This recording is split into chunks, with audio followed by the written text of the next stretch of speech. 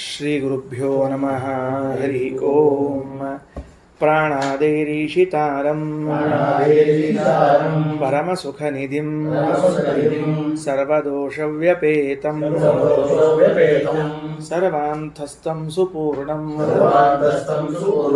ಪ್ರಕೃತಿಪತಿಮಜಂ ಸರ್ವಬಾಹ್ಯಂ ಸುನಿತ್ಯಂ ಸರ್ವಜ್ಞಂ ಸರ್ವಶಕ್ತಿಂ ಸುರಮುನಿಮನುಜಾತೈಃ ಸದಾ ಸೇವ್ಯಮಾನಂ ವಿಷ್ಣುಂ ವಂದೇ ಸದಾಹಂ ಸಕಲ ಜಗದನಾದ್ಯಂತ ಮಾನಂದದಂ ತಂ.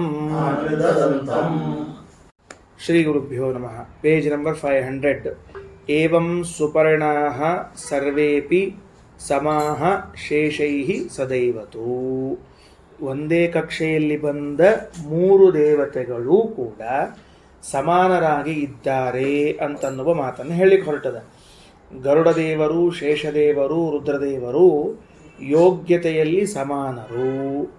ಏವಂ ಹಿಂದೆ ಹೇಳಿದಂತೆ ಯಾರವರು ರುದ್ರದೇವರ ಬಗ್ಗೆ ಹೇಳ್ಯಾರ. ಅದೇ ರೀತಿಯಾಗಿ ಸುಪರ್ಣಾಃ ಸರ್ವೇ ಸುಪರ್ಣಾಃ ಎಲ್ಲ ಗರುಡ ಪದವಿಗೆ ಬರುವಂಥ ವ್ಯಕ್ತಿಗಳು, ಜೊತೆಗೆ ಯಾರು ಮತ್ತು ಶೇಷೈಹಿ ಶೇಷ ಪದವಿಗೆ ಬರುವಂತಹ ಜೀವರಾಶಿಗಳ ಜೊತೆಗೆ ಸದೈವ ಸಮಾಹ ಯಾವಾಗಲೂ ಸಮ ಆಗಿದ್ದಾರೆ. ಸರ್ವೈಹಿ ಸರ್ವಗುಣೈಹಿ ತಥಾ ಮುಕ್ತೌ. ಇಲ್ಲೂ ಮೋಕ್ಷದಲ್ಲೂ ಕೂಡ ಗರುಡಶೇಷ ರುದ್ರದೇವರು ಸಮಾನರೆನಿಸಿಕೊಂಡಿದ್ದಾರೆ. ಇಂದ ರುದ್ರದೇವರ ವಿಷಯ ಬಂದಿತ್ತು. ಅದರ ಜೊತೆಗೆ ಗರುಡಶೇಷ ದೇವರ ವಿಷಯವನ್ನು ಶ್ರೀಮದಾಚಾರ್ಯರು ತಿಳಿಸಿದ್ದಾರೆ. ಆಚಾರ್ಯರ ಪ್ರಕಾರ ಗರುಡ ಪದವಿಗೆ, ಶೇಷ ಪದವಿಗೆ, ರುದ್ರ ಪದವಿಗೆ ಬರುವಂತಹ ಜೀವರಾಶಿಗಳು ಯಾರ್ಯಾರಿದ್ದಾರೋ, ಹಿಂದೆ ಆಗಿ ಹೋದ, ಇಂದಿರುವ, ಮುಂದೆ ಬರುವರೆಲ್ಲರೂ ಕೂಡ ಸಾಧನೆಯ ದೃಷ್ಟಿಯಿಂದ ಒಂದು ಕಲ್ಪ ಹಿಂದೆ ಒಂದು ಕಲ್ಪ ಮುಂದೆ ಇದ್ದರೂ ಭಕ್ತಿಜ್ಞಾನ ಗುಣಗಳಿಂದ ಸಮಾನರಾಗಿರುತ್ತಾರಾದ್ದರಿಂದ ಅವರನ್ನು ನೀವು ಸಮಾನರೆಂದೇ ಭಾವಿಸಬೇಕು. ಇಷ್ಟು ಹೇಳಿದರು. ತದ್ಭಾರ್ಯಾಹ ತತ್ಶತಾವರಾಹ. ಇನ್ನು ಮುಂದಿನ ಕಕ್ಷೆ ಹೊರಟ್ರಿ ಆಚಾರ್ಯರು. ತದ್ಭಾರ್ಯಾಹ ಅಂದರೆ ಯಾರು? ಗರುಡ ಶೇಷ ರುದ್ರದೇವರ ಹೆಂಡತಿಯರಾದ ಸೌಪರ್ಣಿ, ವಾರುಣಿ, ಪಾರ್ವತಿಯರು ಏನಾಗ್ಯಾರ ಅಂದ್ರೆ ಅವ್ರಿಗಿಂತ ಕಡಿಮೆಯವರು, ಅಧಮರು ಅಂತಂದರು. ಈಗೇನಾಯಿತು ಅಂದ್ರೆ ಇಷ್ಟೇ ತಾರತಮ್ಯ ಹೇಳಲಿಲ್ಲ, ಒಂದಂಶ ಸೇರಿಸಿರು ಶ್ರೀಮದಾಚಾರ್ಯರು. ಶತಾವರಾಹ ಅಂತ ಸೇರಿಸ್ತಾ ಇದ್ದಾರೆ. ಈಗ ಜ್ಞಾನಾನಂದಾದಿ ಗುಣಗಳು ಅಲ್ಲಿ ಹಿಂದೊಂದ್ಸಲ ಹೇಳ್ಯಾರ. ಶತಗುಣ ಅವರಾಹ ಅಂತ ಹಿಂದೆ ಹೇಳ್ಯಾರ. ಮತ್ತು ಯಾರ್ಯಾರಿಂದ ಶತಗುಣ ಅವರತ್ವ ಹೇಳ್ಕೋದು ಬಂದರೆ ಇಲ್ಲೂ ಶತಗುಣ ಅವರತ್ವವನ್ನು ಹೇಳಿಕತ್ತಾರ. ಭಗವಂತನಿಂದ ಲಕ್ಷ್ಮೀದೇವಿಗೆ ಅನಂತ ಗುಣಗಳಿಂದ ಅವರತ್ವವನ್ನು ಹೇಳಿ, ಲಕ್ಷ್ಮೀದೇವಿಗಿಂದ ಬ್ರಹ್ಮದೇವರ, ವಾಯುದೇವರ ವಿಷಯದಲ್ಲಿ ಕೋಟಿ ಗುಣದಿಂದ ಹೇಳಿಬಿಟ್ಟು ಅದ ಮುಗಿದ ಮೇಲೆ ರುದ್ರದೇವರು, ಗರುಡದೇವರು, ಶೇಷದೇವರು ಹೇಳಿ ಅದರ ಅನಂತರದಲ್ಲಿ ಬರುವಂಥವ್ರು ಯಾರು ಅಂತ ಕೇಳಿದ್ರೆ ಸೌಪರ್ಣಿ, ವಾರುಣಿ, ಪಾರ್ವತಿಯರು. ಇವರ ವಿಷಯವನ್ನು ಹೇಳಿಕ್ಕೆ ಹೊರಟಿದ್ದಾರೆ. ಇದರಲ್ಲಿ ನಾವು ತಾರತಮ್ಯವನ್ನು ತಿಳಿದುಕೊಳ್ಳುವಾಗ ಪ್ರಾಯ ಹಿಂದೆ ಬಂದಿರಬೇಕು, ನಿಮಗೆ ನೆನಪು ಇರಬೇಕು. ತಾರತಮ್ಯವನ್ನು ತಿಳಿದುಕೊಳ್ಳುವಾಗ ತಾರತಮ್ಯವನ್ನು ಯಾವುದರಿಂದ ನಿರ್ಧಾರ ಮಾಡ್ತಾ ಇದ್ದೀರಿ? ಬ್ರಹ್ಮವಾಯುಗಳು ಲಕ್ಷ್ಮೀದೇವಿಗಿಂತಲೂ ಚಿಕ್ಕವರು, ಅಧಮರು ಅಂತನ್ನುವುದನ್ನು ಹೇಗೆ ನಿರ್ಧಾರ ಮಾಡಿದ್ದು? ದೇಹದ ಅಳತೆಯ ದೃಷ್ಟಿಯಿಂದ ನಿರ್ಧಾರ ಮಾಡಿದ್ದ. ಇವನು ಗಿಡ್ಡ, ಇವನು ಉದ್ದ ಅಂತ ನಿರ್ಧಾರ ಮಾಡಿದಂತೆ, ಅಥವಾ ಇವನು ಲಟ್ಟ, ಇವನು ಕಡ್ಡಿ ಅಂತ ಹೇಳಿ ನಿರ್ಧಾರ ಮಾಡಿದಂತೆ ದೇಹದ ಅಳತೆಯಿಂದ ಮಾಡ್ತಿದ್ದೀರಾ?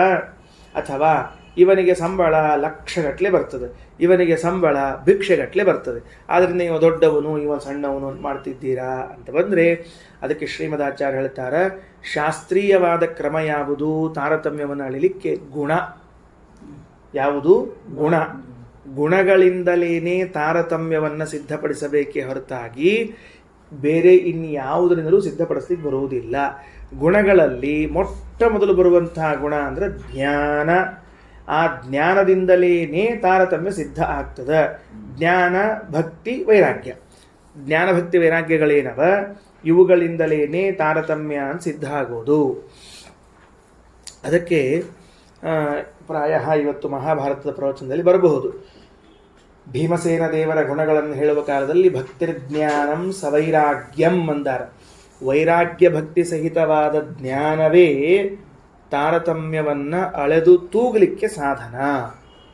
ಬರೇ ಜ್ಞಾನ ಅಲ್ಲ, ವೈರಾಗ್ಯ ಭಕ್ತಿಗಳಿಂದ ಕೂಡಿದ ಜ್ಞಾನ. ಅಂದ ಮೇಲೆ ಮಹಾಲಕ್ಷ್ಮೀ ದೇವಿಗಿಂತಲೂ ಬ್ರಹ್ಮವಾಯುಗಳು ಚಿಕ್ಕವರು ಅಂತನಬೇಕಾದರೆ ಅಷ್ಟು ಆ ಭಕ್ತಿ ಜ್ಞಾನಗಳು ವೈರಾಗ್ಯಗಳು ಕಡಿಮೆಯಾಗಿರಬೇಕು. ಅವರಿಗಿಂತಲೂ ರುದ್ರದೇವ ಭಾರತೀ ಸರಸ್ವತಿಯರು ಕಡಿಮೆ ಅಂತ ಅದಕ್ಕೆ ಹೇಳಬೇಕು, ಕೆಳಗಿನವನು ಹೇಳ್ಕೋತ ಹೋಗ್ಬೇಕು. ಹಾಗಾದರೆ ತಾರತಮ್ಯವು ಗುಣದ ಮೇಲೆ ಡಿಪೆಂಡ್ ಆಗಿದೆ ಅಂತ ನಿರ್ಧಾರ ಮಾಡಿದರು. ಸರಿ, ಎಷ್ಟು ಕಡಿಮೆ ಅಂತ ಹೇಳಿದಾಗ ಪರಮಾತ್ಮನಿಗೂ ಲಕ್ಷ್ಮೀದೇವಿಗೂ ಅನಂತ, ಲಕ್ಷ್ಮೀದೇವಿಗೂ ಬ್ರಹ್ಮವಾಯುಗಳಿಗೆ ಕೋಟಿ. ನೆನಪಿಟ್ಟುಕೊಳ್ರೆ ಶಬ್ದಗಳನ್ನು, ಆಮೇಲೆ ವ್ಯತ್ಯಾಸ ಮಾಡ್ಕೋಬೇಡ್ರಿ. ಅದಾದ ಮೇಲೆ ಬ್ರಹ್ಮವಾಯುಗಳಿಗೂ ಸರಸ್ವತಿಗೂ 100 ಅಂದರೆ 100 ಗುಣಿಸು 100. ಅದಾದ ಮೇಲೆ ಮುಂದಿನವರಿಗೆ ಏನು ಬಂತು ಅಂದ್ರೆ ಯಾರವರು ಗರುಡಶೇಷ ರುದ್ರದೇವರೇ ಇದ್ದಾರಲ್ಲ, ಅವರೂ ಕೂಡ ಎಷ್ಟಾಗಿದ್ದಾರೆ? 100 ಆಗಿದ್ದಾರೆ. ಇಲ್ಲಿ 100 ಅಂತ ಅನ್ನೋದು 100 ಅಂತ ಹೇಳಿಕ್ಕೆ ಹೊರಟೇ ಇಲ್ಲ. ಏನು ಹೇಳಿಕತ್ತದ? ಬೇರೆ ಬೇರೆ ಕ್ರಮದಲ್ಲಿ, ಅಂದ್ರೆ ಮುಂದಿಂದಕ್ಕೆ ಹೇಳಿಕತ್ತೀನಿ. ಇಲ್ಲಿ 100 ಅಂದ್ರೆ 100 ಇಟ್ಕೊಳ್ರಿ, ಏನು ದೋಷ ಆಗ್ಲಿಕ್ಕಿಲ್ಲ. ಮುಂದೆ ಬಂದಂಗೆ ಎಲ್ಲಾರ್ದು 100 ಇರ್ಲಿಕ್ಕಿಲ್ಲ. ಕೆಲವರು 100 ಒಳಗೆ ಬರಬಹುದು, 10 ಇರಬಹುದು, 15 ಇರಬಹುದು, 20 ಇರಬಹುದು. ಎಲ್ಲವೂ ಕೂಡ 100 ಶಬ್ದದಿಂದ ಗ್ರಹಿಸಲ್ಪಡ್ತದ. ಆ ಅಭಿಪ್ರಾಯದಲ್ಲಿ ತಗೊಳ್ರಿ. ನೆಕ್ಸ್ಟ್ ಈಗ ಯಾರು ಬಂದಾರೀಗ? ಗರುಡಶೇಷ ರುದ್ರದೇವರ ಹೆಂಡತಿಯರು ಎಷ್ಟಾಗಿದ್ದಾರೆ? 100 ಅಂತ ಹೇಳ್ತಾರೆ. 100 ಅಂತಂದ್ರೆ 100 ಅಂತ ತಗೊಳ್ಳಿಕ್ಕೆ ಬರುವುದಿಲ್ಲ. ಎಷ್ಟು ತಗೋಬೇಕು ಅಂತ ಹೇಳಿದ್ರೆ ಮತ್ತು ಆ್ಯಕ್ಚುಲಿ 10 ಗುಣದಿಂದ ಕಡಿಮೆ ಇದ್ದಾರೆ ಅವರು. 100 ಅಂದ್ರೆ ಬಹಳ ಅಂತ ಅರ್ಥ. 100 ಏನು ತಗೋಬೇಕು? ಬಹಳ ಅಂತ ತಗೊಳ್ಬೇಕು. ಯಾಕೆ? ಪಾರ್ವತಿ ಮೊದಲಾದವರು ತಮ್ಮ ಪತಿಗಳಿಗಿಂತ ಎಷ್ಟಿದ್ದಾರೆ? 10 ಗುಣ ಕಡಿಮೆ ಇದ್ದಾರೆ. ಹಂಗಾರೆ ಇಲ್ಲಿ ಶಬ್ದಕ್ಕೆ ಮುಕ್ತೌ ತದ್ಭಾರ್ಯಾ ತತ್ಶತಾವರಾಹ ಅಂದ್ರೆ 100 ಅಂದ್ರೆ 10 ಅಂತ ಅರ್ಥ ಮಾಡಿಕೊಳ್ಳ್ರಿ. ಸರಿ, ಮುಂದೋಗೋಣಂತ. ತಾಭ್ಯ ಅವರಿಗಿಂತ ಶತಾವರಾಸ್ತು ಇಂದ್ರಾಹ ಪುರಂದರ ಇತೀರಿತಾಹ, ಅವರಿಗಿಂತ 100ರಷ್ಟು ಕಡಿಮೆಯಾಗಿದ್ದಾರೆ ಅಂತ ಕೇಳಿದ್ರೆ ಪುರಂದರ. ಸರಿ ಆಯ್ತಾ? ಎಷ್ಟಿದ್ದಾರೆ ಅಂತ ನೆನಪಿಟ್ಟುಕೊಂಡಿರ್ರಿ. ಆ ಪುರಂದರ ಕೂಡ ಎಷ್ಟು ಕಡಿಮೆ ಇದ್ದಾರೆ? 10 ಗುಣ ಕಡಿಮೆ ಇದ್ದಾರೆ, ಜಾಸ್ತಿ ಇಲ್ಲೇ ಇಲ್ಲ. ಆದರೂ 100 ಅಂತ ಹೇಳ್ಕೊಂಬರ್ತಾರೆ. ಎಲ್ಲ ಕಡೆಗೂ ಒಂದೇ ಸಂಖ್ಯೆ ಇಟ್ಕೊಂಡಾರ, ನೀವು ನೋಡ್ಕೊಂಡು ಹೇಳ್ಕೊಳ್ರಿ ಅಂತ ವ್ಯವಸ್ಥೆ ಇಟ್ಟಾರೆ. ಸರಿ, ಅದನ್ನು ಬೇರೆ ರಘುತ್ತಮ ಸ್ವಾಮಿಗಳವರು ಪ್ರಮಾಣಾಂತರದಿಂದ ತಿಳಿದುಕೊಳ್ತಕ್ಕದ್ದು ಅಂತ ಬರೆದು ಬಿಟ್ಟಾರೆ. ಸರಿ, ಅವನ್ನೆಲ್ಲ ಆಮೇಲೆ ಹೇಳ್ತೀನಿ. ಒಟ್ಟಿನಲ್ಲಿ ಮುಂದೆ ಹೋಗೋಣಂತ. ಈಗೇನಾಯಿತು? ಭಗವಂತನಿಂದ ಪ್ರಾರಂಭ ಮಾಡಿಕೊಂಡು ಇಂದ್ರದೇವರವರೆಗೆ ಬಂದುಬಿಡ್ತು. ಇದರ ಮಧ್ಯದಲ್ಲಿ ಒಂದು ಸಮಸ್ಯೆ ಇದೆ. ಏನು ಅಂದರೆ, ಕೃಷ್ಣನ ಪತ್ನಿಯರಾದ ಷಣ್ಮಹಿಷಿಯರ ಕಕ್ಷೆಯನ್ನು ಇಲ್ಲಿ ಹೇಳಿಲ್ಲ. ತಾರತಮ್ಯದ ಪ್ರಕಾರ ಪೈಂಗಿಶ್ರುತಿ ಎಲ್ಲವನ್ನ ಹೇಳೇದ. ಅದರ ಅಭಿಪ್ರಾಯ ಏನದ ಅಂತ ತಿಳಿದುಕೊಳ್ಳುವಷ್ಟು ನಾನು ಈ ಸದ್ಯಕ್ಕೆ ಸಮರ್ಥನಾಗಿಲ್ಲ. ಆದ್ದರಿಂದ ಎಷ್ಟು ಹೇಳ್ಯಾರ ಅಷ್ಟ ತಿಳ್ಕೋತೀನಿ. ಗ್ರಂಥಾಂತರದಲ್ಲಿ ಹೇಳಿದ ಮಾತನ್ನು ಶ್ರೀಮದಾಚಾರ್ಯ ಹೇಳಿದ್ದನ್ನು ಸಂಗ್ರಹ ಮಾಡ್ತಾ ಇದ್ದೀನಿ. ಏನಾಗ್ಯದ? ಪರಮಾತ್ಮ ಲಕ್ಷ್ಮೀದೇವಿಯಿಂದ ಬ್ರಹ್ಮವಾಯುಗಳು, ಭಾರತೀ ಸರಸ್ವತಿಯರು, ಗರುಡಶೇಷ ರುದ್ರದೇವರು ಆದ ಕೂಡಲೇ ಷಣ್ಮಹಿಷಿಯರನ್ನು ತಗೊಳ್ಬೇಕು. ಈ ಷಣ್ಮಹಿಷಿಯರನ್ನ ತೆಗೆದುಕೊಳ್ಳುವಾಗ ಜಾಂಬುವತಿಯನ್ನ ಬಿಟ್ಟು ಇನ್ನುಳಿದ 5 ಜನ ಇದ್ದಾರಲ್ಲ, ಇವರು ಗರುಡಶೇಷ ರುದ್ರದೇವರಿಗಿಂತ 5 ಗುಣಕ್ಕೆ ಕಡಿಮೆ ಇದ್ದಾರೆ. ಎಷ್ಟು ಗುಣ ಇದ್ದಾರೆ? 5 ಗುಣಕ್ಕೆ ಕಡಿಮೆ ಇದ್ದಾರೆ. ಅವರಿಗಿಂತ ತೆಳಗೆ ಬಂದ ಕೂಡಲೇ ಸೌಪರ್ಣಿ ವಾರುಣಿ ಪಾರ್ವತಿಯರು 5 ಗುಣ ಕಡಿಮೆ ಇದ್ದಾರೆ. ಹೀಗಾಗಿ ತಮ್ಮ ಗಂಡನಿಗಿಂತ 10 ಗುಣ ಕಡಿಮೆಯಾದರು. ಅಂದ್ರೆ ಗರುಡಶೇಷ ರುದ್ರದೇವರು, ಅದಕ್ಕಿಂತ 5 ಗುಣ ಕಡಿಮೆ ಷಣ್ಮಹಿಷಿಯರು, ಅದಕ್ಕಿಂತ 5 ಗುಣ ಕಡಿಮೆ ಪಾರ್ವತಿಯರು ಅಂದಮೇಲೆ 10 ಗುಣ ಬಂತು. ಸರಿಯಾಗಿ 10 ಗುಣ ಕಡಿಮೆ ಬಂತು. ಈ ಷಣ್ಮಹಿಷಿಯರಲ್ಲಿ ಒಂದು ಅಂಶವನ್ನು ಹೊಸದಾಗಿ ತಿಳಿಯಬೇಕಾಗಿದೆ. ಶ್ರೀಮದಾಚಾರ್ಯರು ಮಾತ್ರ ಒಂದು ಸ್ವಲ್ಪ ಸ್ವಾರಸ್ಯದಿಂದ ಹೇಳ್ತಾರೆ. ಏನಾಗ್ತದೆ ಅಂದರೆ, ಈ 6 ಮಂದಿಯಲ್ಲೂ ಕೂಡ ಜಾಂಬವತಿ ಅಂತನಿಸಿಕೊಂಡವಳು ವಿಶೇಷವಾಗಿ ಲಕ್ಷ್ಮೀ ಸನ್ನಿಧಾನದಿಂದ ಕೂಡಿದವಳಾಗಿದ್ದಾಳೆ. ಅಂದರೆ ಇನ್ನಿತರರಲ್ಲಿಯೂ ಕೂಡ ಲಕ್ಷ್ಮೀದೇವಿ ಇದ್ದರೂ ಜಾಂಬವತಿಯಲ್ಲಿ ವಿಶೇಷವಾದ ಲಕ್ಷ್ಮೀದೇವಿಯ ಸನ್ನಿಧಾನ ಅದ. ಆ ಸನ್ನಿಧಾನ ಇದ್ದದ್ದು ರಮಾದೇವಿಯ ಲಕ್ಷ್ಮೀದೇವಿಯ ಆವೇಶ ಬಂದುಬಿಟ್ರೆ ಸನ್ನಿಧಾನ ಬೇರೆ, ಆವೇಶ ಬರೋದು ಬೇರೆ. ಅದು ಒಂದು ವೇಳೆ ಅದು ರಮಾವೇಶ ವಿಶೇಷ ಆತು ಅಂತ ಇಟ್ಕೊಳ್ರಿ, ಸರಿನಾ? ಏನು ಆವೇಶ ಆತು ಅಂತಾದರೆ ಆಗ ಅಕ್ಷರಶಃ ಆ 5 ಗುಣದ ವ್ಯತ್ಯಾಸ ಇತ್ತಲ್ಲ, ಅದು ಅಳಿಸಿ ಹೋಗಿ ಶೇಷದೇವರಿಗೆ ಸಮಾನಳಾಗ್ತಾಳೆ ಜಾಂಬವತಿ. ಗರುಡ ದೇವರಿಗೆ ರುದ್ರದೇವರಿಗೆ ಸಮಾನಲಾಗುತ್ತಾಳೆ ಜಾಂಬವತಿ. ಅರ್ಥ ಆಯ್ತಾ? ಇದು ತಾರತಮ್ಯದಲ್ಲಿ ತುಂಬ ದೊಡ್ಡ ವಿಷಯ. ಸಂಗ್ರಹ ಮಾಡಿಕೊಳ್ರಿ, ಒಂದು ಕಡೆ ಬರೆದಿಟ್ಟುಕೊಂಡಿರ್ರಿ. ಏನಂತ ಬರ್ಕೊಳ್ಬೇಕು ಅಂತ ಕೇಳಿದರೆ ಬರ್ಕೊಳ್ಬೇಕು, ಪರಮಾತ್ಮ ಅನಂತ ಗುಣ ಕೆಳಗೆ ಹಾಕ್ಕೊಳ್ರಿ, ಕಡಿಮೆ ಲಕ್ಷ್ಮೀದೇವಿ. ಪರಮಾತ್ಮನ ಮೊದಲು ಹಾಕ್ಕೊಂಡು ತೆಳಗೆ ಯಾರೋ ಮಾರ್ಕ್ ಹಾಕ್ಕೊಂಡು ಲಕ್ಷ್ಮೀ ಬರ್ಕೊಂಡು ಆ ಯಾರೋ ಮಾರ್ಕಿನ ಬಾಜುಕ್ಕೆ ಮತ್ತೊಂದು ಯಾರೋ ಮಾರ್ಕ್ ಹಾಕ್ಕೊಂಡು ಅನಂತ ಗುಣ ಅಂತ ಬರ್ಕೊಳ್ಳೋದು. ದೇವಿಯ ಕೆಳಗಡೆಗೆ ಯಾರೋ ಮಾರ್ಕ್ ಹಾಕ್ಕೊಂಡು ಬ್ರಹ್ಮವಾಯುಗಳು ಬರ್ಕೊಂಡು ಆ ಯಾರೋ ಮಾರ್ಕಿನ ಎದುರಿಗೆ ಅಥವಾ ಬ್ರಹ್ಮದೇವರ ಬಾಜುಕ್ಕೂ ಕೋಟಿ ಗುಣದಿಂದ ಅಧಮರು.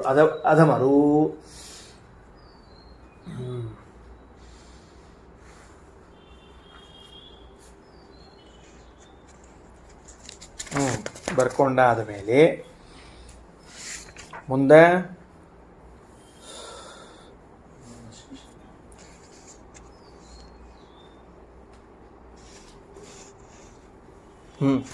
ಕೆಳಗೆ ಸರಸ್ವತಿ ಭಾರತೀಯರು ಎಷ್ಟು ಗುಣಗಳು ಅಂತಂದ್ರೆ ಹೇಳುವಾಗ 51 ಗುಣಗಳಿಂದ ಕಡಿಮೆಯಾದವರು ಅಂತ ಬರ್ಕೋಬೇಕು. ಸರಸ್ವತಿ ಭಾರತೀಯರು 51 ಗುಣಗಳಿಂದ. 100 ಅಂತದ ಶಬ್ದಕ್ಕೆ ಇಲ್ಲಿ 100 ಅಂತ ತಗೋಬಾರ್ದು, 50 ಅಂತ ತಗೊಳ್ಬೇಕು. ಇರಲಿ, 100 ಅಂತ ಬ್ರಾಕೆಟ್ನ ಬರ್ಕೊಂಡು 50 ಬರ್ಕೊಂಡು ಇಟ್ಕೊಳ್ರಿ, ಅಥವಾ 50 ಬರ್ಕೊಂಡ್ರೆ ಸಾಕು, ಹೆಂಗೂ ಸರಿ. 50 ಗುಣಗಳು. ಮುಂದೆ ಹೋಗೋಣ. ಅಲ್ಲಿಂದ ಅವ್ರಿಗೆ 100 ಇಲ್ಲ, ಮತ್ತೆ 50 ಅಂತ ಹೇಳ್ಯಾರ. ನೆಕ್ಸ್ಟ್ ಅಲ್ಲಿಂದ ಬರ್ರಿ. ಯಾರು? ಗರುಡ ಶೇಷ ರುದ್ರದೇವರು. ಪರ್ಫೆಕ್ಟ್ 100 ಗುಣ. 100 ಗುಣದಿಂದ ಕಡಿಮೆ ಇರು.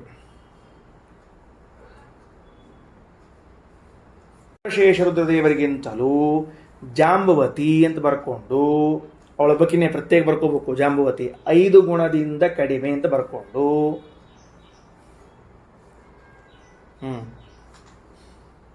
ಬರ್ಕೊಂಡು ಕಂಟಿನ್ಯೂ. ರಮಾವೇಶವಿದ್ದಾಗ ರುದ್ರ ಸಮ ಅಂತ ಬರ್ಕೊಂಡ್ಬಿಟ್ರೆ ಆಯಿತು. ರಮಾವೇಶ ಇದ್ದಾಗ ವಿಶೇಷ ಆವೇಶ ಬಂತು ಅಂದರೆ ಆ 5 ಗುಣದ ಫರ್ಕ್ ಸತ್ಯಕ್ಕೆ ಹೋಗ್ಬಿಡ್ತದೆ. ರಮಾವೇಶವಿರುವಾಗ ರುದ್ರದೇವರ ಸಮಾನಳು ಅಷ್ಟು ಬರ್ಕೊಂಡ್ರೆ ಸಾಕು, ನಮ್ಗೆ ಅರ್ಥ ಆಗ್ತದೆ. ಶ್ರೀಮದಾಚಾರ್ಯರ ಸಿದ್ಧಾಂತದಲ್ಲಿನ ಎಕ್ಸ್ಟೆನ್ಷನ್, ಒಂದು ಹೊಸ ಪ್ರಮೇಯವೇನು ಅಂದರೆ ತೆಳಗೂ ಮೇಲೂ ಇರುವಂತಹ ಏನೊಂದು ಅಂತರ ಇದೆ, ಗುಣಗಳಿಂದ ಅಂತರ, ಉತ್ತಮರಾದವರ ಆವೇಶವಾಗಿ ಬಿಟ್ಟರೆ ಆ ಅಂತರ ಅಳಿಸಿ ಹೋಗುತ್ತದೆ ಅಂತನ್ನುವ ಒಂದು ತಾರತಮ್ಯವನ್ನು ಒಪ್ಪಿಕೊಳ್ಳಲಾಗಿದೆ. ರುದ್ರದೇವರಿಗೂ ಷಣ್ಮಹಿಷಿಯರಿಗೂ ಇದ್ದದ್ದು 5 ಗುಣದ ಅಂತರ. ಯಾವಾಗ ರುದ್ರದೇವರ ಷಣ್ಮಹಿಷಿಯರಲ್ಲಿ ಒಬ್ಬಳಾದ ಜಾಂಬುವತಿಯಲ್ಲಿ ಲಕ್ಷ್ಮೀದೇವಿಯ ವಿಶೇಷಾವೇಶ ಉಂಟಾಗ್ತದೋ, ಆ ಉಂಟಾದಾಗ ಅದೇನು 5 ಗುಣದ ಫರ್ಕ್ ಇತ್ತು ಅದು ಅಳಿಸಿ ಹೋಗಿ ಶೇಷದೇವರಿಗೆ ಸಮ ಆಗಿಬಿಡ್ತಾಳೆ. ಅಂದರೆ ಗರುಡ ಶೇಷ ರುದ್ರ ಜಾಂಬುವತಿ ಅಂತ ಒಂದು ಕಕ್ಷೆ ಬಂದಂತಾಯ್ತು. ಈಗ ಹಂಗಾರೆ ಆ ರಮಾವೇಶದಿಂದ ಅಳಿಸಿ ಹೋದ 5 ಗುಣ ಅದಲ್ಲ, 5 ಪಟ್ಟು. ಅದು ಏನು? ಜ್ಞಾನಭಕ್ತ್ಯಾದಿಗಳು ಅಂತ ಅರ್ಥ. ಭಕ್ತಿಜ್ಞಾನ ವೈರಾಗ್ಯಗಳು ಲಕ್ಷ್ಮೀ ಆವೇಶ ಬಂದು ಕೂಡಲೇ ಎಷ್ಟು ಬೆಳೀತದವಳಲ್ಲಿ ಅಂತಂದ್ರೆ ಗರುಡಶೇಷ ರುದ್ರದೇವರಲ್ಲಿ ದಷ್ಟು ಬೆಳೆದುಕೊಂಡು ನಿಲ್ತದಾದ್ದರಿಂದಾಗಿ ಸಮ ಅಂತ ಹೇಳಬೇಕಾಗ್ತದ. 100 ಅಂತ ಹೇಳ್ಯಾರ. ಎಲ್ಲಿ? ವೇದದಲ್ಲಿ ಶತಾವರಾಹ ಅಂತ ಹೇಳ್ಯಾರ. ಚಂದ್ರೇತ್ಯಾದಿ ಸ್ವರೂಪಾಯ ತೇಭ್ಯ ಶತಗುಣಾವರ ಅಂತದ. ಬ್ರಹ್ಮವಾಯುಗಳಿಗಿಂತ ಸರಸ್ವತಿ ಭಾರತೀಯರು 100 ಗುಣ ಅಂತ, ನೀವು 50 ಅಂತ ಹೇಳಿದ್ರಿ. ಅದೇ ಮತ್ತು 50 100 ಹೆಂಗಾಗಬೇಕು ಅಂತಂದ್ರೆ ಹೆಂಗೆ ತಿಳ್ಕೋಬೇಕು ಅಂದ್ರೆ 100 ಅಂತ ಹೇಳಿದಾಗ 1ರಿಂದ 99 ಪ್ಲಸ್ ಏನದ ಅಲ್ಲ, ಅಷ್ಟಕ್ಕೂ 100 ಅಂತ ಹೆಸರು. ಏನು? 1ರಿಂದ 99 ಪ್ಲಸ್ ಏನದ ಅಷ್ಟಕ್ಕೂ 100 ಅಂತ ಹೆಸರು. ಕೇವಲ 1 ಅಂದ್ರೆ ಅವಾಗ 100 ಅಲ್ಲ, ಅದಕ್ಕೆ ಹೆಸರಲ್ಲ. ಒಂದಾಗ ಒಂದೇ. 10 ಅಂದಾಗ 1ರಿಂದ 10ಕ್ಕೂ 10. ಅರ್ಥ ಆಯ್ತಿಲ್ಲ ಯಾಕಂತ ಹೇಳಿದ್ದು? ಯಾಕಂದ್ರೆ 10 ಆಗ್ಬೇಕಾದ್ರೆ 1 2 3 4 5 6 7 ಕೂಡಿದಾಗ 10 ಆಗ್ತದೆ. ನೀವು ಒಂದು ಸರ್ಸಿ ಬಿಟ್ಟರೆ 10 ಆಗೋದಿಲ್ಲ ಅದು. ಅಂದಮೇಲೆ ಇವು 100ರೊಳಗೆ ಯಾವ್ದು ಅಂದ್ರೆ 100 ಅಂತಂದಾಗ ಮಧ್ಯದಲ್ಲಿ ಏನು ಬಂದಾವ ಅವಕ್ಕೆಲ್ಲದಕ್ಕೂ 100 ಅಂತ ಕರ್ಲಿಕ್ಕೆ ಬರ್ತದೆ. ಅಲ್ಲ ಅಂತ ಆಕ್ಷೇಪ ಬಂದರೆ ಒಂದು ದೃಷ್ಟಾಂತ ಹೇಳ್ತೀನಿ. ನೂಲು ಅಂತ ಕರಿತೀರಿ, 100 ಬೇಡ, ನೂಲು ಅಂತ ಕರಿತೀರೋ ಇಲ್ಲೋ? ಬಟ್ಟಿ ಹೊತ್ಕೊಂಡ್ರಲ್ಲ, ಹೊತ್ತದಾಗ ನೂಲು ಅಂತ. ಹಂಗಾರೆ ಬಟ್ಟಿ ಅಲ್ಲದ ನೂಲು ತೋರಿಸ್ರಿ ನೋಡಂತದ್ರೊಳಗೆ, ನೂಲು ಅಲ್ಲದ ಬಟ್ಟಿ ತೋರಿಸ್ರಿ ನೋಡಂತ. ಎಲ್ಲಾ ನೂಲುಗಳಿಗೂ ಏನು ಹೆಸರು? ಬಟ್ಟೆ ಅಂತ ಹೆಸರು. ಬಿಚ್ಚಿ ಹೊರಗೆ ಬಂದಾಗ ನೂಲು ಅಂತ ಕರ್ಸ್ಕೊಳ್ತದೆ. ಬಟ್ಟಿ ಒಳಗಿದ್ದಾಗ ಎಲ್ಲಾ ನೂಲಿಗೂ ಬಟ್ಟಿ ಅಂತ ಕರಿಬೇಕ್ರಿ. ನೀವು ಕರಿತಿರಲ್ಲ ಮತ್ತೆ ಆದ್ದರಿಂದ 100 ಅಂತಂದು ಹೊತ್ತಿನೊಳಗೆ 1ರಿಂದ 99ರವರೆಗೂ ಅದಕ್ಕೇನು ಹೆಸರದ 100 ಅಂತದ. ಹಂಗಾರೆ ಭಾರತೀ ದೇವಿಗೂ ಮತ್ತು ವಾಯುದೇವರಿಗೂ 100 ಗುಣಾಂತರ ಅಂದ್ರೆ ಪುರಾಣಾಂತರಗಳಲ್ಲಿ ಪ್ರಮಾಣಾಂತರಗಳಲ್ಲಿ 51 ಅಂತ ಹೇಳಿದ್ರೆ ಅಷ್ಟೇ ತಗೊಂಡ್ರೆ ಸರಿಯಲ್ಲ. ಅದು 100 ಆಗ್ತಾ ಇಲ್ಲ ಅಂದ್ರೆ 50 100 ಆಗ್ತದೆ, 51 100 ಆಗ್ತದ ಅಂದಮೇಲೆ ಏನೂ ಬಾಧ ಇಲ್ಲ. ಜಾಂಬುವತಿಯಲ್ಲಿ ಲಕ್ಷ್ಮಿಯಾವೇಶ ಬಂದದ್ದರಿಂದ ಗರುಡಶೇಷ ರುದ್ರದೇವರಿಗೆ ಸಮಾನರಾಗ್ತಾರೆ. ಆವೇಶ ಕಡಿಮೆಯಾದಾಗ ಮತ್ತೆ ರುದ್ರದೇವರಿಗಿಂತ ಕೆಳಗಿನ ಕಕ್ಷೆಯಲ್ಲಿ ಬರ್ತಾರೆ. ಇದು ಜಾಂಬುವತಿ ವಿಷಯದಲ್ಲಿ ಮಾತ್ರ. ಇನ್ನ ಜೊತೆಗೆ ತೆಳಗೆ ಬರ್ಕೊಳ್ರಿ, ಜಾಂಬುವತಿಗಿಂತ ಸ್ವಲ್ಪ ಕೆಳಗೆ. ಏನು ಅಂದ್ರೆ ಅವ್ರು ಉಳಿದವರು ಯಾರ್ಯಾರವರು ಅಂದ್ರೆ ನೀಲ, ಭದ್ರ, ಚಿತ್ರವಿಂದ, ಕಾಳಿಂದಿ, ಲಕ್ಷಣ, ಈ 5 ಜನರು ಕೂಡ ಗರುಡಶೇಷ ರುದ್ರದೇವರಿಗಿಂತ 5 ಗುಣ ಕಡಿಮೆ ಇದ್ದಾರೆ. ಅವ್ರಿಗೂ ಸಮಾನ. ಆ 6 ಮಂದಿಯೂ ಗರುಡಶೇಷ ರುದ್ರಾದಿಗಳಿಗಿಂತ 5 ಗುಣ ಕಡಿಮೆ ಇದ್ದರೂ ಅವರಲ್ಲಿ ಜಾಂಬುವತಿ ಹೆಚ್ಚು, ಉಳಿದವರು ಕಡಿಮೆ. ಮತ್ತೆ ಇಷ್ಟೇ ವಿಷಯ. ನೆಕ್ಸ್ಟ್ ತಾರತಮ್ಯ ಈ ಪುಸ್ತಕ ನೋಡ್ರಿ, 500 ಪುಟ. ತಾಭ್ಯಶತ ಅದು ಅವರಾದ್ಮೇಲೆ ಯಾರು ಬರ್ತಾರೆ ಈಗ ಅಂದ್ರೆ ಬರ್ಕೊಳ್ರಿ, ಸೌಪರ್ಣಿ, ವಾರುಣಿ, ಪಾರ್ವತಿಯರು.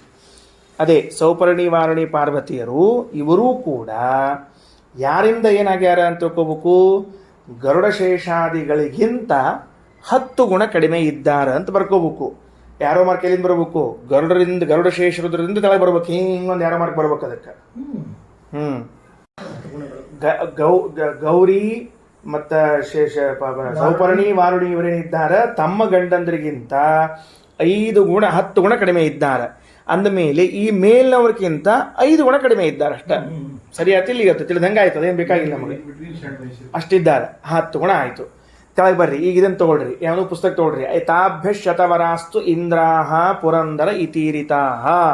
ಅವರಿಗಿಂತ ಕೆಳಗೆ ಇಂದ್ರ ಎಷ್ಟು ಶತಗುಣ ಅವರ ಅಂತ ಹೇಳ್ಯಾರ.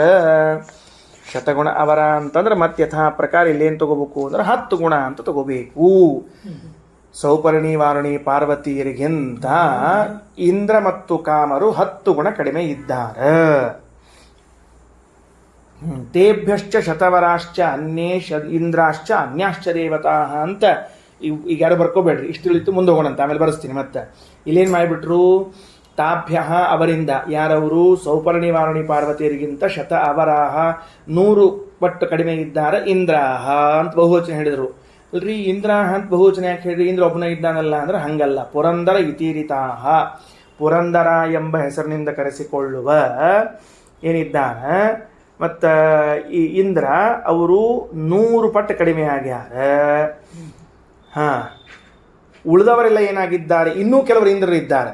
ಅವರಲ್ಲಿ ತೇಭ್ಯಶ್ಚ ಶತವರಾಹ ತ್ವನ್ಯೇ ಇಂದ್ರಾಶ್ಚ ಅನ್ಯಾಶ್ಚ ದೇವತಾಹ. ಆ ಮೇಲೆ ಹೇಳಲಾದ ಇಂದ್ರನಿಗಿಂತಲೂ ಇವರು ಮತ್ತೆ 100 ಗುಣ ಕಡಿಮೆಯಾಗಿದ್ದಾರೆ. ಇಂದ್ರರು ಅನ್ಯಾಶ್ಚ ದೇವತಾಹ, ಉಳಿದ ದೇವತೆಗಳು. ಇದೇನು ಹಿಂಗಂದ್ರ ಅಂತ ಒಂದು ಸ್ವಲ್ಪ ಬಿಡಿಸ್ತೀನಿ ಮೊದಲು, 1 ನಿಮಿಷ. ಏನಾಗ್ಯದ ಅಂದ್ರೆ, ಈಗ ಇಂದ್ರ ಅಂತನ್ನುವಂಥ ಪದವಿ ಅದಲ್ಲ, ಇದರ ಬಗ್ಗೆ ಒಂಚೂರು ಚರ್ಚೆ ತಿಳಿಬೇಕು. ಇದು ಸ್ವರೂಪ ತಿಳ್ಕೊಳ್ಳಿಕ್ಕೆ ಯೋಗ್ಯವಾಗಿರುವಂತಹದ್ದು. ಒಂದು ಬ್ರಹ್ಮದೇವರ ಹಗಲಿಗೆ 14 ಮನ್ವಂತರಗಳು, ಒಂದೊಂದು ಮನ್ವಂತರಕ್ಕೆ ಒಬ್ಬೊಬ್ಬರು ಇಂದ್ರರು ಇರುವಂಥವರಾಗಿದ್ದಾರೆ. ಆದ್ದರಿಂದ ಇದರಲ್ಲಿ ಇಂದ್ರರೇನಿದ್ದಾರೆ ಬಹುವಚನದಲ್ಲಿ ಕರೆಯಲ್ಪಡುವರು. ಇಂದ್ರ ಏಕವಚನ ಅಲ್ಲ, ಇಂದ್ರ ಬಹುವಚನ. ಯಾಕಂದ್ರೆ 14 ಇಂದ್ರರು. 14 ಇಂದ್ರರು ಅಂತ ಹೇಳಿದ ಕೂಡಲೇ ಇಂದ್ರರೆಲ್ಲರೂ ಕೂಡ ಎಲ್ಲಿ ಬರಬೇಕು, ಈಗ ಒಟ್ಟಿಗೆ ನಮ್ಮ ತಲೆಯಲ್ಲಿ ಸೌಪರ್ಣಿ, ವಾರುಣಿ, ಪಾರ್ವತಿಯರ ಕೆಳಗೆ ಬರಬೇಕು. ಆದರೆ ವಾಸ್ತವಿಕವಾಗಿ ಶಚೀಪತಿಯಾದ ಪುರಂದರನೆಂಬ ಇಂದ್ರ ಮತ್ತು ಮಂದ್ರದ್ಯುಮ್ನೆಂಬ ಹೆಸರಿನ ಇದೇ ಇಂದ್ರ, ಇವರಿಬ್ಬರನ್ನ ಬಿಟ್ಟರೆ ಇನ್ನುಳಿದ ಇಂದ್ರ ಶಬ್ದವಾಚ್ಯರಾದವರೆಲ್ಲ ಸೌಪರ್ಣಿ, ವಾರುಣಿ, ಪಾರ್ವತಿಯರ ಕೆಳಗೆ ನೇರಾನೇರವಾಗಿ ಬರೋದಿಲ್ಲ. ಇಂದ್ರದೇವರ ಆದ ಮೇಲೆ ಎಲ್ಲೋ ಕೆಳಗೆ ಬರ್ತಾರೆ. ಇದನ್ನು ತಿಳಿಸ್ಲಿಕ್ಕೆ ಹೊರಟಿದ್ದಾರೆ ಶ್ರೀಮದಾಚಾರ್ಯ. ತಿಳಿತದಲ್ಲ ವಿಷಯ ಎಂಬುದು ಹೇಳ್ತೀನಿ, ಸ್ಪಷ್ಟ ಮಾಡೋಂತ. 14 ಮನ್ವಂತರಗಳು, 14 ಇಂದ್ರರು ಅಂತಂದು ಕೂಡಲೇ ಪಾರ್ವತಿಗಿಂತ 10 ಗುಣ ಕಡಿಮೆ ಇದ್ದಾರೆ ಇಂದ್ರ ಅಂತಂದು ಕೂಡಲೇ ಹಂಗಾರೆ ಈ 14 ಇಂದ್ರರು ಕಡಿಮೆ ಇದ್ದಾರೇನು? ಯಾಕ ಇಂದ್ರ ಶಬ್ದ ಎಲ್ಲರಿಗೂ ಕರೆದಿರಲಿ ನೀವು. ಸ್ವಯಂಭೂ ಮನ್ವಂತರದಲ್ಲಿ ಇದ್ದ ಇಂದ್ರನೋ ಇಂದ್ರನೇ, ವೈವಸ್ವತ ಮನ್ವಂತರದಲ್ಲಿರುವಂತಹ ಇಂದ್ರನೋ ಇಂದ್ರನೇ ಅಂತ ಆದ ಮೇಲೆ ವಾರುಣಿಗಿಂತ 10 ಗುಣ ಕಡಿಮೆಯಾದವನು ಇಂದ್ರ ಅಂತಂದು ಕೂಡ್ಲೇನೆ ನಾ ಏನ್ ತಿಳ್ಕೋತೀನಿ ಅಂತಂದ್ರೆ ಮುಂದೆ ಸಾವರಣಿ ಮನ್ವಂತರಕ್ಕೆ ಬಲಿಚಕ್ರವರ್ತಿ ಇಂದ್ರನಾಗಿ ಬರೋನಿದ್ದಾನ, ಅವನೂ ಕೂಡ ಪಾರ್ವತೀ ದೇವಿಗಿಂತ 10 ಗುಣ ಕಡಿಮೆ ಇದ್ದಾನ ಅಂತ ತಿಳಿದುಕೊಂಡರೆ ತಪ್ಪು ಅಲ್ಲ. ಅವರು ತುಂಬಾ ಕೆಳಗಿದ್ದಾರೆ.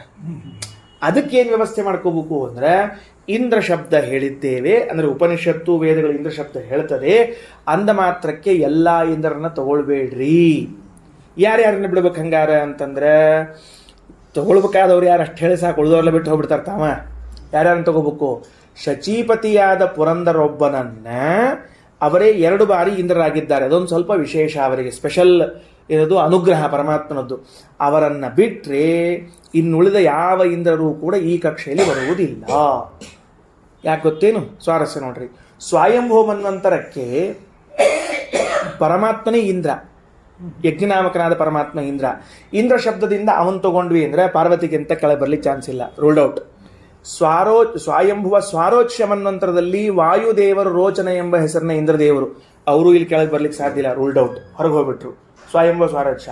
ಉತ್ತಮ, ತಾಪಸ, ರೈವತ, ಚಾಕ್ಷುಷ, ವೈವಸ್ವತ, ಇನ್ನೆಷ್ಟು ಉಳಿತು? 5 ಉಳ್ಕೊಂಡು 7 ಇದ್ರೊಳಗ ಚಾಕ್ಷುಷದೊಳಗ ಮಂದ್ರದ್ಯುಮ್ನ ಎಂಬ ಹೆಸರಿನ ಇಂದ್ರ, ಈಗಿರೋ ಇಂದ್ರ ಇಬ್ರು ಒಂದೇ ಆದ್ರಿಂದ 6, 7 ಹೋಗ್ಬಿಟ್ಟವು. 6, 7 ಬಿಟ್ಬಿಡ್ರಿ. ಇನ್ನೆಷ್ಟು ಉಳಿತು? 3, 4, 5. ಈ 3, 4, 5 3 ಯಮದೇವರ ಇಂದ್ರ, 4 ಅಶ್ವಿನಿ ದೇವತೆಗಳಲ್ಲಿ ಒಬ್ಬರಿಂದ, 5ನೇದಕ್ಕೆ ಮತ್ತೆ ಅಶ್ವಿನಿ ದೇವತೆಗಳಲ್ಲಿ ಒಬ್ಬರಿಂದ್ರಾಗ ನಾ ಸತ್ಯ ದಸರಾ ಸತ್ಯಜಿತ್ ತ್ರಿಶಿಖ ವಿಭು ಅಂತ ಹೆಸರು ಅವ್ರದ್ದು.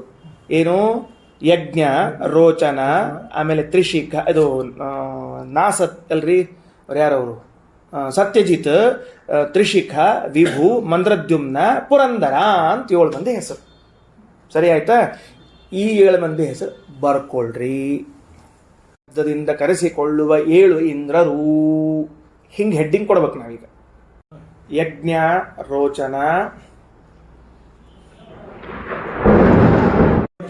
ರೋಚನ ಅಂತಾಯ್ತು. ಆದಮೇಲೆ ಸತ್ಯಜಿತ್, ತ್ರಿಶಿಖ, ವಿಭು, ಹೌದು, ಮಂದ್ರದ್ಯುಮ್ನ, ಪುರಂದರ.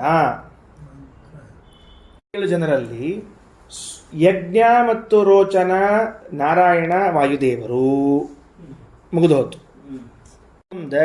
ಯಜ್ಞ ಈಸ್ ಈಕ್ವಲ್ ಟು ನಾರಾಯಣ, ರೋಚನ ಈಸ್ ಈಕ್ವಲ್ ಟು ವಾಯುದೇವರು, ಶಿಖ ಇದು ಸರಿ ಸತ್ಯಜಿತ್ ಯಮದೇವರು, ಸತ್ಯಜಿತ್ ಯಮದೇವರು, ತ್ರಿಶಿಖ ಅಂದ್ರೆ ನಾಸತ್ಯ, ವಿಭು ಅಂದ್ರೆ ದಸರಾ. ಇವರುಗಳಲ್ಲಿ ಈಗೇನ್ ಮೇಲೆ ಬರೆಸಲಾಗಿದೆ, ಇವರುಗಳಲ್ಲಿ ಪರಮಾತ್ಮ ವಾಯುದೇವರು ಈಗಾಗಲೇ ಮೇಲೆ ಬಂದಾಗಿದೆ. ಆದ್ರಿಂದ ಅವರನ್ನಂತರೂ ಪಾರ್ವತಿಗಿಂತ ಕೆಳಗೆ ಅಂತ ಹೇಳಲಾರೆವು. ಇನ್ನು ಇಂದ್ರ ಪದವಿಯಲ್ಲಿ ಕುಳಿತವರು ಯಮದೇವರು ಹೌದು, ಅಶ್ವಿನಿ ದೇವತೆಗಳು ಹೌದು. ಇವರನ್ನ ತೆಗೆದುಕೊಂಡು ಪಾರ್ವತಿಗಿಂತ ಕಡಿಮೆ ಅಂತ ಹೇಳೋಣ ಅಂದ್ರೆ ಚಾನ್ಸೇ ಇಲ್ಲ. ಯಾಕಂದ್ರೆ ಅವರು ಬಹಳ ತೆಳಗೆ ಬರೋರಿದ್ದಾರೆ. ಎಷ್ಟು ತೆಳಗೆ ಬರೋರಿದ್ದಾರೆ ಅಂತಂದ್ರೆ ನಿಮಗೆ ಹೇಳಿದ್ರೆ ಆಶ್ಚರ್ಯ ಆಗ್ತದೆ. ಈ ಇಂದ್ರ ಕಾಮರಾದ ಮೇಲೆ ಅಹಂಕಾರಿಕ ಪ್ರಾಣದೇವರು, ಅದಾದ್ಮೇಲೆ ಸ್ವಯಂಭೂಮನು, ದಕ್ಷ ಪ್ರಜಾಪತಿ, ಬೃಹಸ್ಪತಿ, ಶಚೀರತಿ, ಅನಿರುದ್ಧ, ಪ್ರಭಹ ವಾಯುದೇವರು, ಸೂರ್ಯ, ಚಂದ್ರ, ಯಮ ಇಲ್ಲಿ ಬರ್ತಾರೆ. ಯಮದೇವರು ಇಲ್ಲಿ ಬರ್ತಾರೆ. ಇನ್ನು ಅಶ್ವಿನಿ ದೇವತೆಗಳಂತರೂ ವಿಶ್ವಕ್ಸೇನ ಗಣಪತಿ ಅಶ್ವಿನಿ ದೇವತೆಗಳು 18ನೇ ಕಕ್ಷೆ ಬರ್ತಾರೆ. ಅಂದಮೇಲೆ ಇವರು ಯಾರು ನೇರವಾಗಿ ಎಲ್ಲಿ ಬರೋದಿಲ್ಲ, ಪಾರ್ವತಿಗಿಂತ ಕೆಳಗಾಗುವುದಿಲ್ಲ. ಅದಕ್ಕೆ ಶ್ರೀಮದಾಚಾರ್ಯ ಎಷ್ಟು ಗಂಭೀರ ವಾಕ್ಯ ಬರೆದಾರ ನೋಡ್ರಿ. ತಾಭ್ಯ ಶತವರಾಸ್ತು ಇಂದ್ರಾಹ ಪುರಂದರ ಇತೀರಿತಾಹ.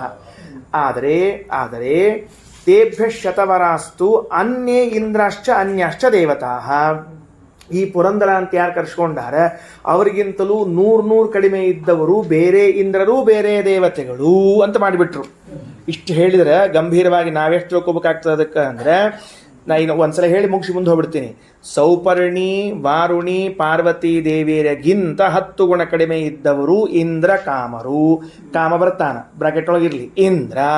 ಇಂದ್ರ ಅಂತ ಅನ್ನೋ ಶಬ್ದಕ್ಕೆ ಬಂದ ಕೂಡಲೇ ಏನ್ ತಲೆಯಲ್ಲಿ ಬರ್ತದೆ? 14 ಮನ್ವಂತರಗಳವ, 14 ಇಂದ್ರರಿರಬೇಕು. ನಾವು 7 ಮನ್ವಂತರ 7 ಇಂದ್ರರ ಬಗ್ಗೆ ಮಾತಾಡ್ತೇವೆ.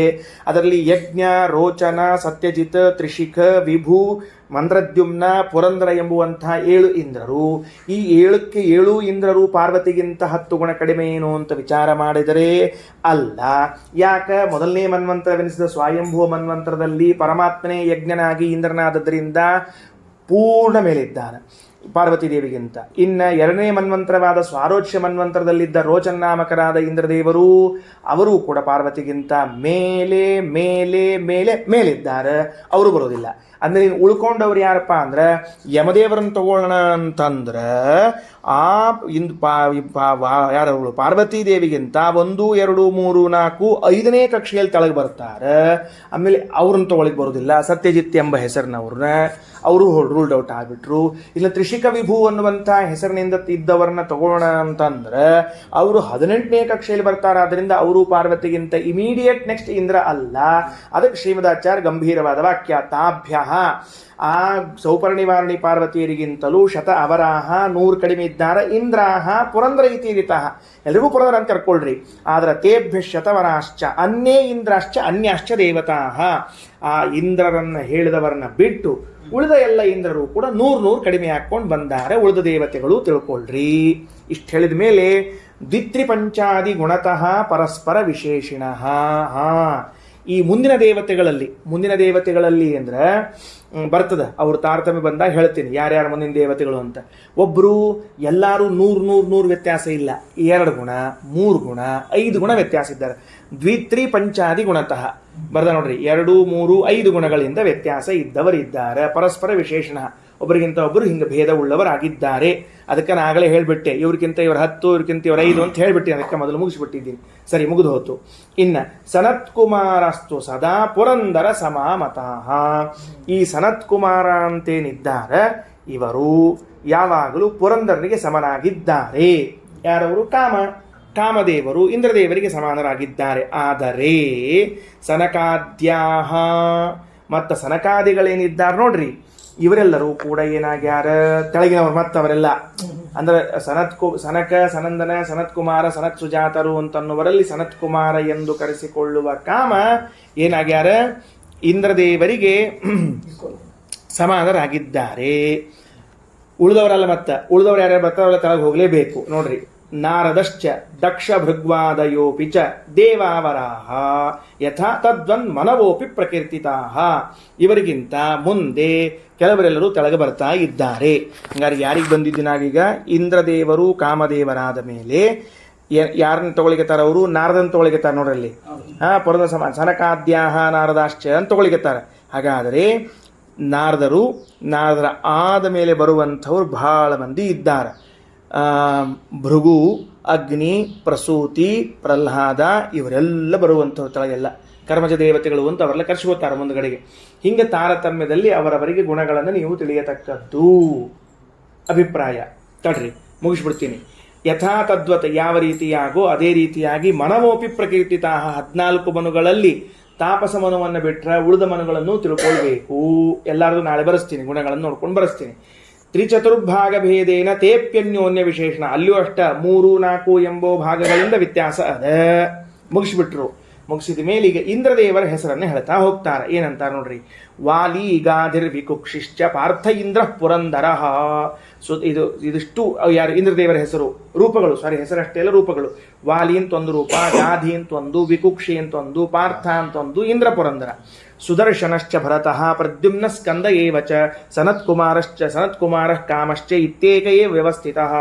ಸುದರ್ಶನ ಅಂದರೆ ಚಕ್ರ, ಭರತ, ಪ್ರದ್ಯುಮ್ನ, ಸ್ಕಂದ, ಸನತ್ಕುಮಾರ, ಕಾಮ ಇವರೆಲ್ಲರೂ ಒಂದೇ ಅಂತ ತಿಳ್ಕೊಳ್ರಿ. ಇವರು ಇಂದ್ರ ಮತ್ತು ಕಾಮರು ಸಮಾನವಾದ ಕಕ್ಷೆಯಲ್ಲಿ ಬರುವಂಥವರು. ಇನ್ನು ಮುಂದೆ ಸ್ವಯಂಭೂ, ಮನು, ದಕ್ಷ ಇತ್ಯಾದಿಗಳನ್ನು ಹೇಳ್ತಾರೆ. ನಾಳೆ ದಿವಸ ನೋಡೋಣ ಅಂತ ಹೇಳ್ತಾ ಶ್ರೀಕೃಷ್ಣಾರ್ಪಣಮಸ್ತು.